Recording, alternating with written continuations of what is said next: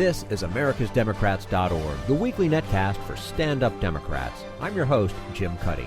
Peter Galbraith is a former ambassador and expert on the Middle East. He answers questions about the value of the administration's deal with Iran. Richard Heinberg is an environmental and energy expert. He warns we're on the brink of extinction as a civilization. And Bill Press talks with the Reverend Barry Lynn about recent assaults on civil liberties. Are you tired of Tea Party Republicans and Rush Limbaugh dominating the airwaves? Do you want the facts you won't get on Fox or even on CNN? Then stay tuned. Our sponsor, 21st Century Democrats, works hard to get everyday Democrats involved in returning our party to its roots and to success at the ballot box. Sit back and listen, then stand up and fight. And follow 21st Century Democrats on Facebook for all the latest progressive news. We're glad you can join us. The recent agreement between the United States and Iran was a good one, says former diplomat Peter Galbraith, because there is no better alternative.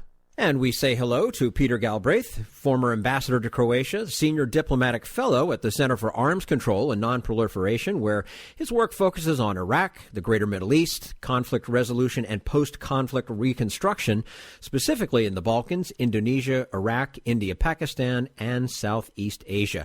Ambassador Peter Galbraith, thanks very much for joining us today on americasdemocrats.org. Well, good to be with you again. Yes, always nice to speak with you as well. Let's jump right into it. Is the agreement that President Obama negotiated with Iran a good one? Yes. And why? Like any negotiated agreement, it's not 100% of what you would want. But it is a remarkable achievement. It involves the most intrusive inspection that any country has ever agreed to for its nuclear program. It involves taking the plutonium facility that they have at Fordo and making that into a research facility, which would not be producing plutonium. It reduces by two-thirds the number of centrifuges that Iran would have, and it reduces the stockpile of enriched uranium from, I think it's 10,000 kilos to 600. Again, in an ideal world, there would be no enriched uranium, there would be no centrifuges, but you never achieve 100% of your goals through a negotiation. And so the measure of this is, first, is it a good deal? Will it, which I think is yes. Second, will it keep Iran at least a year from being able to build a nuclear weapon? I think the answer to that is clearly yes. And third, is it better than the alternatives? And the alternatives are not that we could just keep sanctions on. One of the alternatives is that the whole thing breaks down and Iran goes ahead and further develops its nuclear program, or the other is that we get involved in military action against Iran, which is sure to have a whole lot of disastrous consequences, not just for Iran, but for the United States. Was it an either-or proposition, as the president said, get an agreement or go to war? Well, I mean, that's not 100% sure to predict, but without an agreement, there would have been, Iran certainly wouldn't be agreeing to the inspections. It wouldn't be reducing its stockpile of enriched uranium. It wouldn't be reducing its centrifuges. It wouldn't be removing the plutonium route to the bomb at the Fordo facility. So while it may not actually be proceeding to a nuclear weapon, and I think actually it wouldn't for a lot of reasons, nonetheless, you wouldn't have nearly the confidence that we will have now. And so the alternative, if one wanted to be sure, would be military action, but military action is not sure either. I think we've certainly learned from our experience in Iraq that military action doesn't actually produce always the results that you hope it will.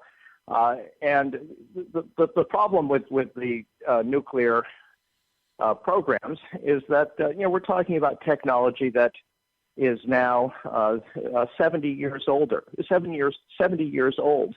actually, this year. And so a lot of people have the knowledge of how to make nuclear weapons. And you can't destroy that knowledge.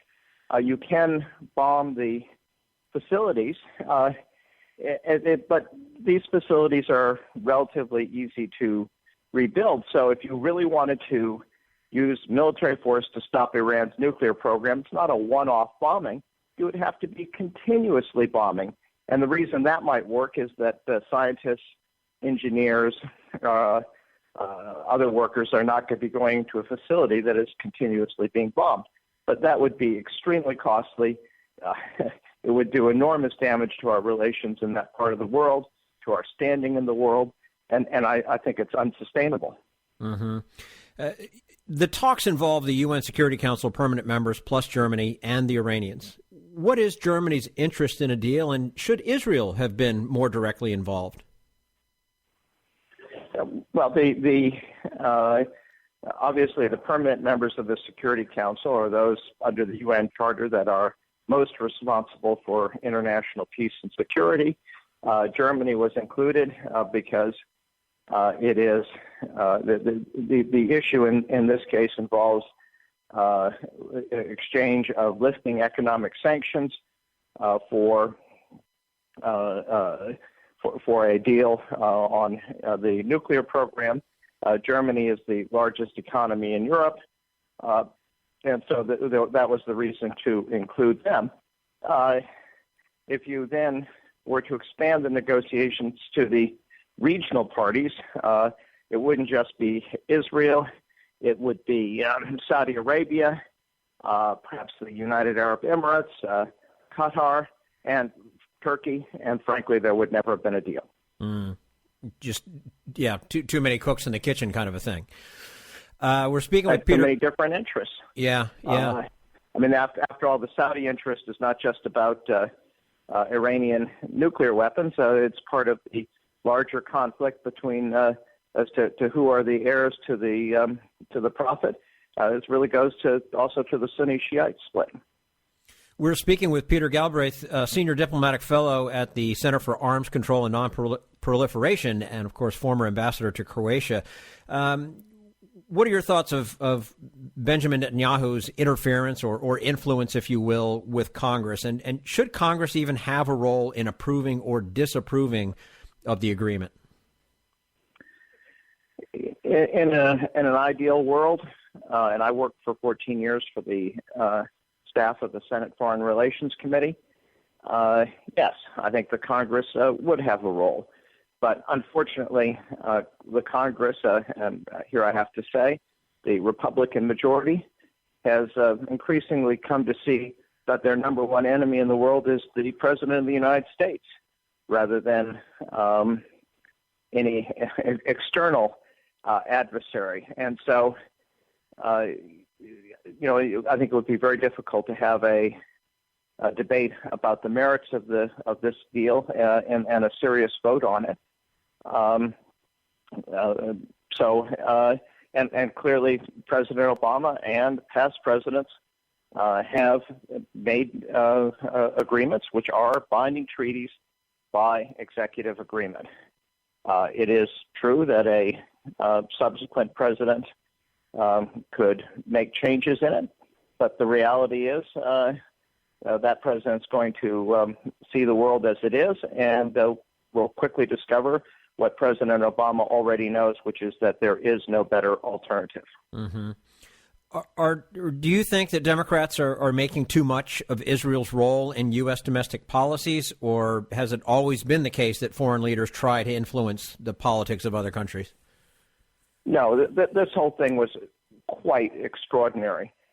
First, Benjamin Netanyahu has chosen as his ambassador to the United States, representing the state of Israel, a Republican political operative.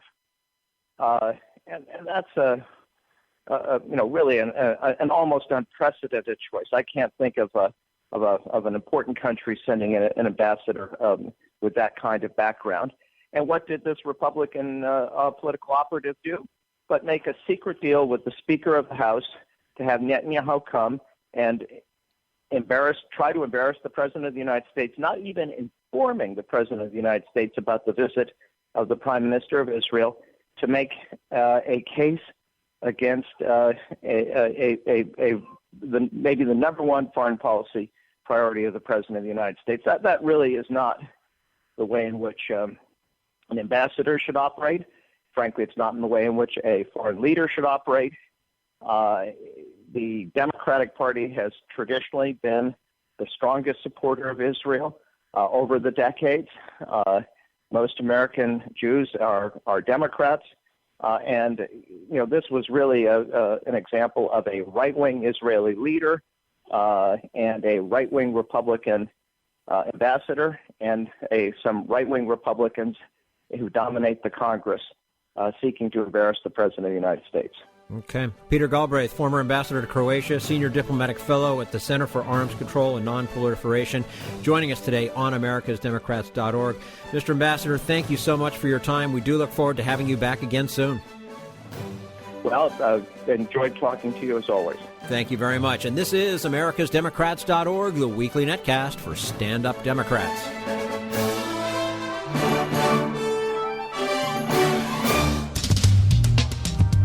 We want you to sit back and listen, but we need you to stand up and fight. Do you want to get involved and help get our party back to its roots and to success at the ballot box? You can make your contribution to Democrats for America's Future and help us keep this show going and to elect Democrats who will stand up for democratic principles. Go to americasdemocrats.org and click on Donate at the top of the page. This is americasdemocrats.org, the weekly netcast for stand-up Democrats. Environmentalist Richard Heinberg makes the case that the world is running out of resources, and we may be looking at the end of civilization. But, on the brighter side, he predicts that the energy industry is losing money on fracking and may scale back. We'll talk to him about all that in just a moment. Right now, we turn to Jim Hightower, America's #1 populist, for his common sense commentary.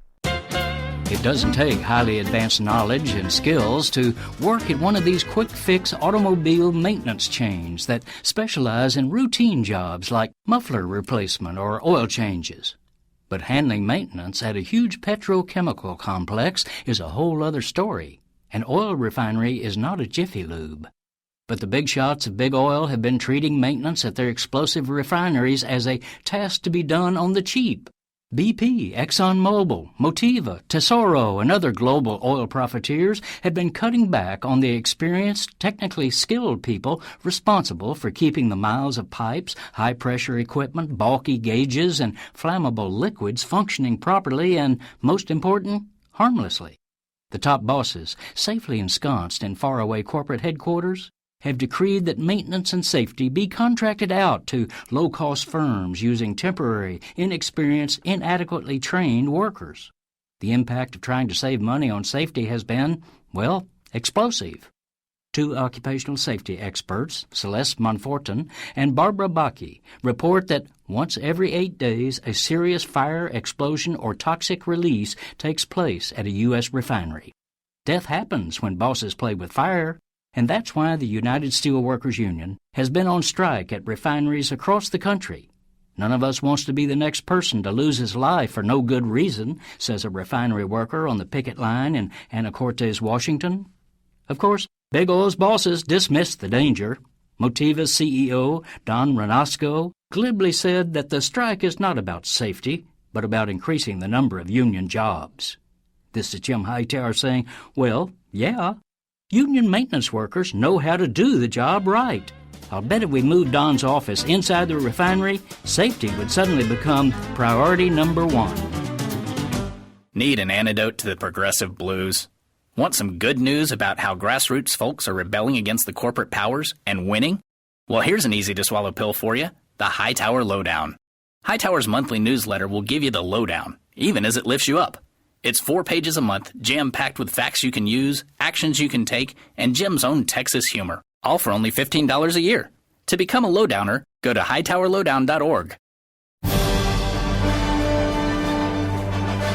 This is americasdemocrats.org, the weekly netcast for stand-up Democrats. Author Richard Heinberg says the fossil fuel industry is so powerful that it's writing America a prescription for environmental disaster.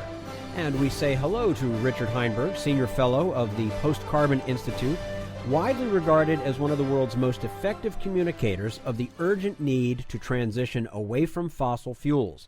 He is the author of 11 previous books, and his latest, Afterburn, Society Beyond Fossil Fuels. Richard Heinberg, thank you so much for joining us today on americasdemocrats.org. It's a pleasure, Jim. Good to be with you. And nice to have you with us, of course.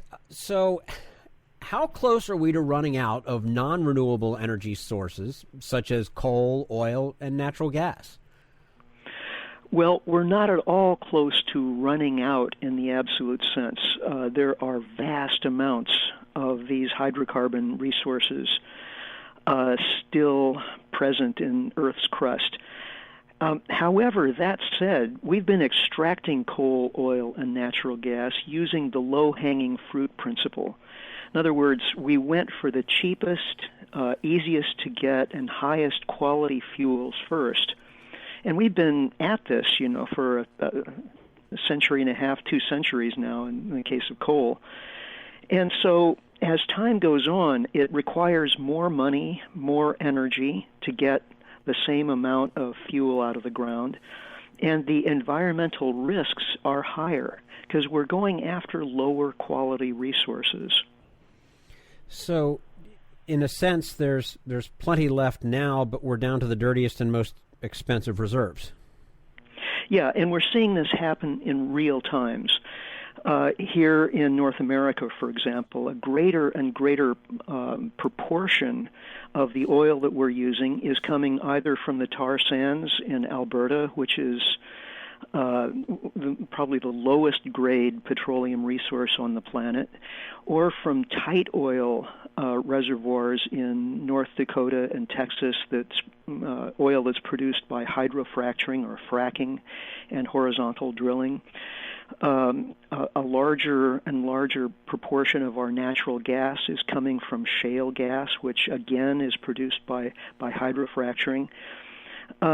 This all requires a lot of investment.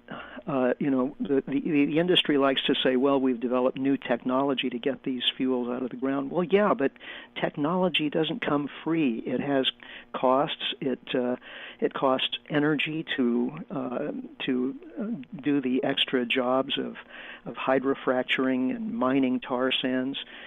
And we're seeing declining returns on the investments of the industry. Again, this is happening in real time.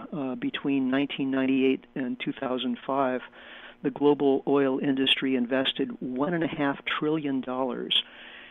And that investment over that 8-year period yielded over 8.5 million barrels a day in added production capacity. Well, move forward just a few years, 2005 to 2013, another 8-year period, and the industry invested more than twice as much, $4 trillion, but the added production capacity was only about 3 million barrels, less than half. So this is the law of diminishing returns in real time. And it's funny how nobody seems to talk about that, mainstream anyway. You raised the specter of the end of civilization if we don't clean up the atmosphere. What exactly is the chain of events that would lead to catastrophe? Well, here again, we're seeing this unfold in front of our eyes, and it's unfortunate that the media don't often connect the dots for us. What's going on right now, for example, in Sao Paulo, Brazil. It's the largest city in the Americas, 20 million people. But as a result of drought and poor water management, there's no water for 20 million people. And the city officials there are very worried. There's no way to truck in enough water for 20 million people. They've already instituted really draconian water conservation measures. Again, in real time, what we're seeing in the Middle East, Syria had a serious drought in 2011. That caused a lot of people in the countryside to move into the major cities of that country, and that exacerbated social unrest and led directly or indirectly to a lot of the violence that has been occurring in that country since then. This is how past civilizations died. It wasn't just one thing. It was a lot of environmental problems, often having to do with climate change or with resource depletion, that then impacted social factors having to do with where people lived and social tensions and economic inequality. And we're following very much the same path as failed civilizations in the past. We're speaking with Richard Heinberg, Senior Fellow of the Post-Carbon Institute, author of many books, and his latest is Afterburn: Society Beyond Fossil Fuels. Right now, there seems to be an abundance of relatively cheap oil and gas. How long can or will that last? Well, I'd suggest not very long. Probably we're talking about months. The reason I say that is we are seeing large amounts of natural gas and oil being produced in the United States, primarily because we had high prices just a few years ago. With the depletion of conventional natural gas in the U.S., we were seeing natural gas prices doubling and tripling back around 2005. And that was the incentive that drove the introduction of hydrofracturing and horizontal drilling in the shale gas plays of Texas, Louisiana, Oklahoma, and Pennsylvania. Same thing with oil. We tend to forget just a few years ago, oil cost $10 a barrel. But by 2010, 2012, 2014, oil was selling for $100 a barrel because the world's conventional oil reservoirs just couldn't yield enough cheap oil to satisfy global demand. So that was the incentive that created the fracking boom in North Dakota and in South Texas for tight oil. Well, those producers actually overproduced, both with shale gas and tight oil, and they've driven the prices down, in most cases, below the actual cost of production. So we're seeing drilling rigs idled all across the country. And as a result of lower rates of drilling, we're almost certainly going to see higher prices again in the next few months. I can't forecast for you exactly when that's going to happen, but it's a characteristic of shale gas and tight oil production that these are low-quality reservoirs and they decline fast. So if you drill a well in January, by December of that same year, the rate of production of that well is already going to have fallen by something like 70%. That means the industry has to drill and drill relentlessly just to keep production rates steady. If that drilling isn't happening, and it's not happening sufficiently now, then we're going to see production begin to fall and prices go back up. This is something that I just don't understand, because we have the technology to produce energy in multiple other ways: sun, wind, water. We have a lot of smart scientists in this country, globally, in fact, and yet everyone continues to go after the coal and the oil and the natural gas. I understand that there's a great deal of money involved, and everybody likes where they are and they don't want to upset the apple cart. But I don't understand why some of these companies can't make greater transitions to just different types of energy. Am I heading down the wrong road with that thought? Well, this is the challenge of the century that we're in, the 21st century. One way or another, we're going to get off of fossil fuels, either because of the problem of the exhaustion of the low-hanging fruit, as we've been talking about, or because of climate change, the economic collapse caused because of climate change, or because we get smart and reduce our fossil fuel use in order to prevent climate change. One way or another, we'll be shifting away from fossil fuels. That's the story of our time. But as you say, policy makers have been dragging their feet on this. And it is partly because of the political power of the fossil fuel industry. It's partly because of sunken costs. Over the last century, we've invested tens of trillions of dollars in infrastructure, not just to produce fossil fuels, but to use fossil fuels. And so, the easiest thing to do is just try to keep doing the same thing. But that's a prescription for disaster. Mm-hmm. With the set of factors facing us, and so we got to smarten up on energy. There have of course been doomsayers for a long time. How come we haven't seen the ecological catastrophe they have predicted? Because I think that has helped create there's no such thing as climate change group, and it's helped fortify that. So why has that not occurred?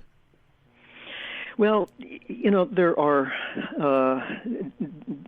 several factors at work here. One, with climate change, we haven't seen the lower atmosphere warm quite as fast in the last few years as some of the direst warnings suggested, and that's largely because most of the heat, rather than going into the atmosphere, has been going into the deep oceans. There's a lot of research that's been done on this subject just within the last year or two. What that means is once that process stops, once the heat starts coming back out of the oceans, then the rate of global warming is going to increase pretty dramatically, much faster than we've been seeing over the past few years. Similarly, with resource depletion, there are some folks who said that we'd be seeing peak oil by 2005 or 2010, and here we are with world oil production still nudging up to new records every year. Well, that's because of extreme fossil fuel production with hydrofracturing and horizontal drilling. The problem hasn't gone away. It's just been temporarily masked.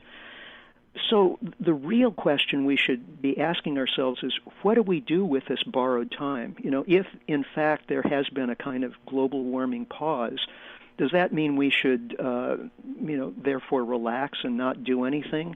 If peak oil has been delayed by 5 or 10 years, does that mean we should just keep burning oil? Well, we should use this borrowed time to actually do something about, reconfiguring our economy to use alternative sources of energy. If we don't use this borrowed time creatively, then what a waste. We're really locking ourselves into the worst possible future. Yeah. We're speaking with Richard Heinberg, Senior Fellow of the Post-Carbon Institute, author of multiple books. His latest is Afterburn: Society Beyond Fossil Fuels. Richard, in your book, you predict not only economic disaster, but great social conflict as well. How would that come about? Well, again, we're seeing this happen in real time. As climate change hits, and as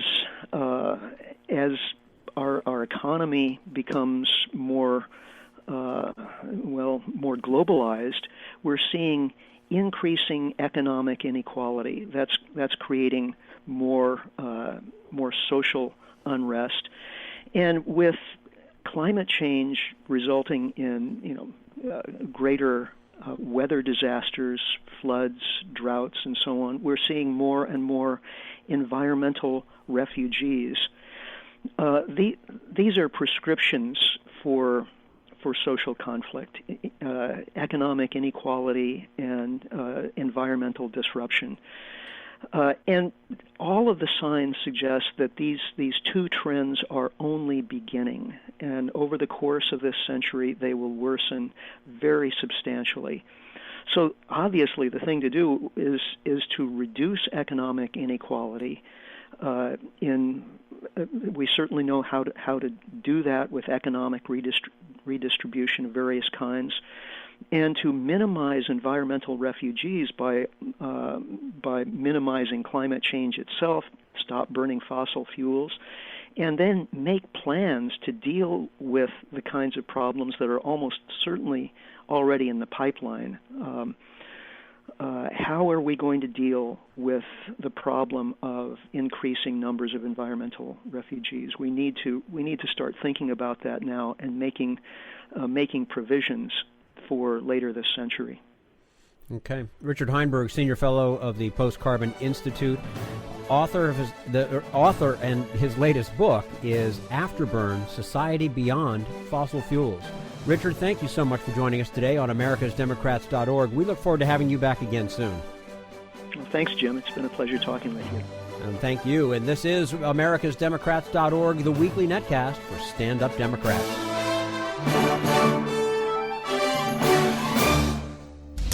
We want you to sit back and listen, but we need you to stand up and fight. Help get our party back to its roots and to success at the ballot box. Make your contribution to Democrats for America's Future to keep this show on the air and help elect stand-up Democrats.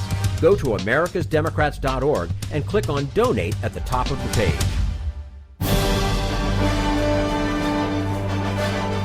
This is americasdemocrats.org, the weekly netcast for stand-up Democrats. And now, Bill Press and his guest, the Reverend Barry Lynn.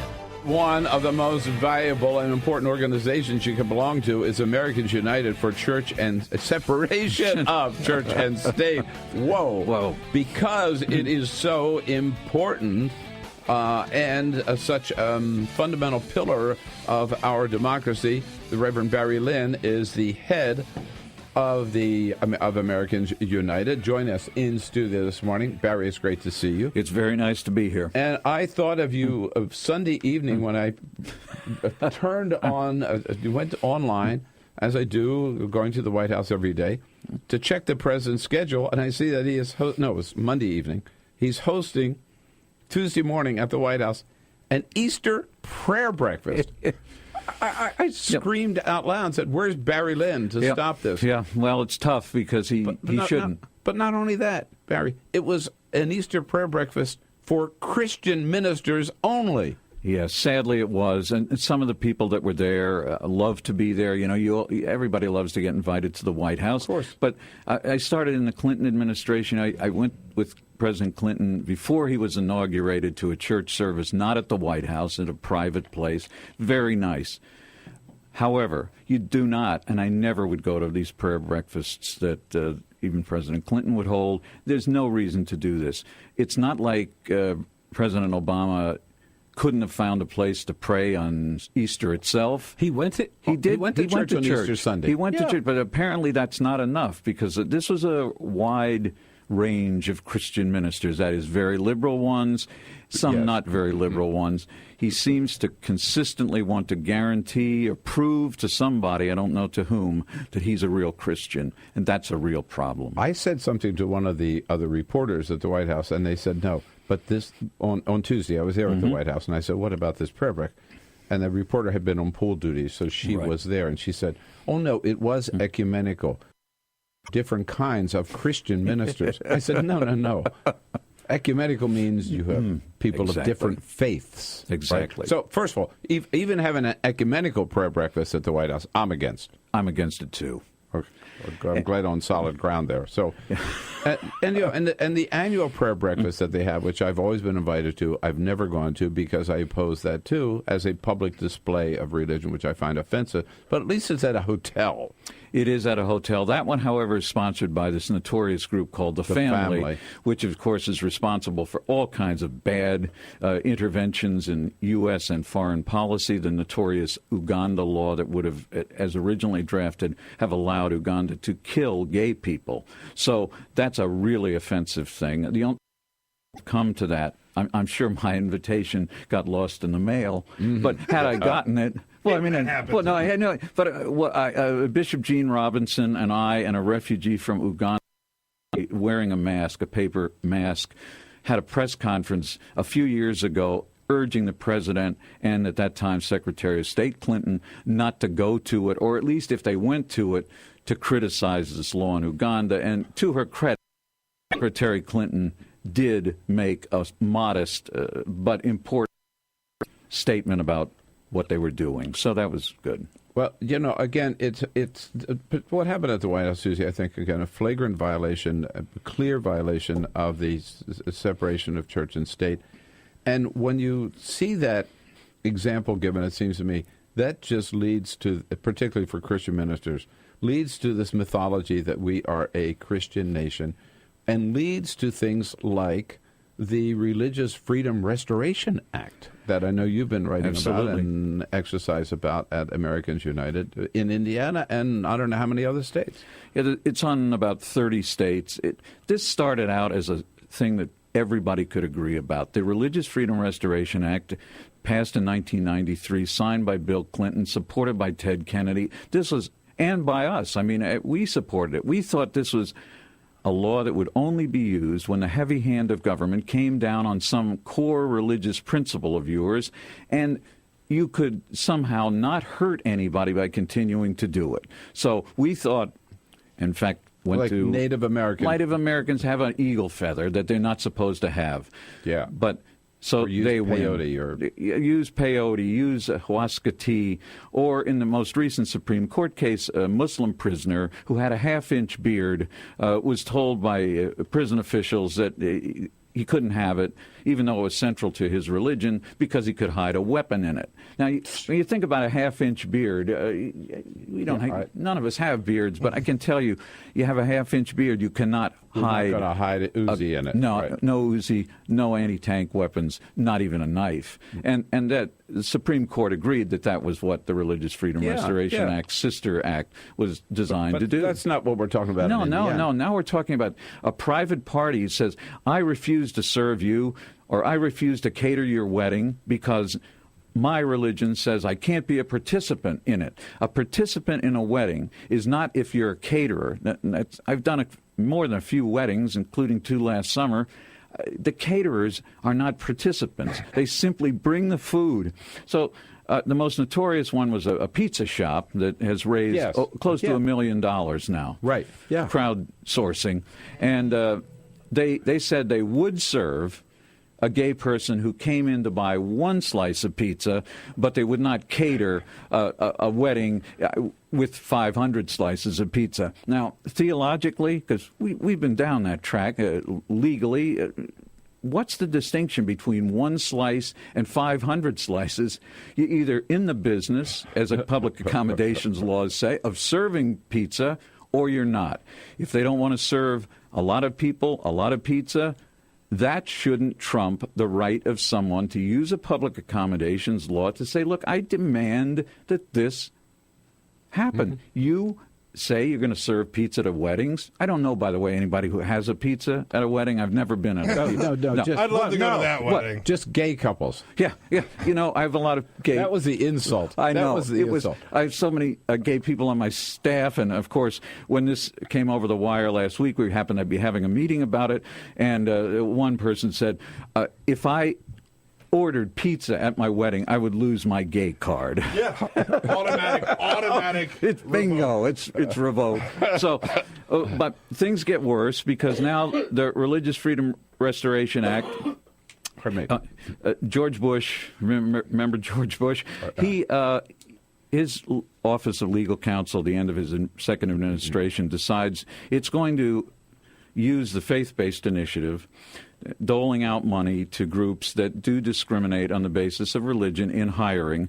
And that, too, was justified by this extreme expansion of the idea of the Religious Freedom Restoration Act. So you and Peter and I are all paying for somebody's discriminatory hiring in a job that's not supposed to be related to religion at all. It's serving people who are hungry, helping someone get to bed at night. I don't think Methodists and Presbyterians, Unitarians or atheists change the sheets in a homeless shelter any differently.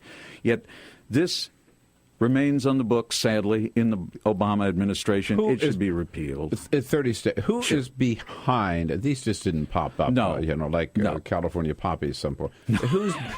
Who's behind these laws? Well, I think right now what's happening is there is going to be later this month the oral argument in the marriage equality case at the Supreme Court. I don't know anybody who believes that marriage equality will not be the law across the United States by June the 30th, the last day.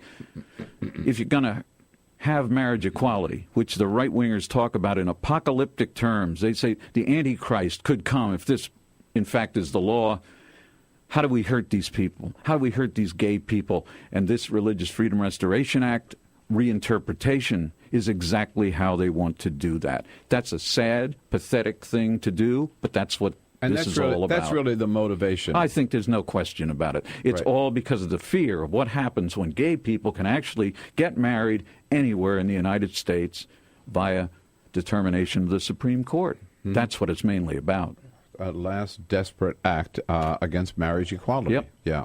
Well, maybe the courts will strike it down once and for all. Well, it's good to see you, Barry Lynn. Thank you for all the great work you're doing. I love reading your magazine every month and of the many fronts around the country where you're fighting these battles. And you should, too, and you can do so by just becoming a member, like I am, of Americans United for Separation of Church and State. It's au.org. Just au.org. Can't miss it. Thanks, Barry, for coming in. Absolutely. All right, see you again soon. That's all for americasdemocrats.org. Thank you to all who made today's show possible. Peter Galbraith, Richard Heinberg, and the entire Bill Press team. And thank you for listening. If you liked what you heard, please get involved in our efforts to keep this show going and to elect Democrats who are bringing the party back to its roots. Go to americasdemocrats.org and click on Donate at the top of the page. And be sure to find 21st Century Democrats on Facebook. For americasdemocrats.org, I'm your host, Jim Cuddy.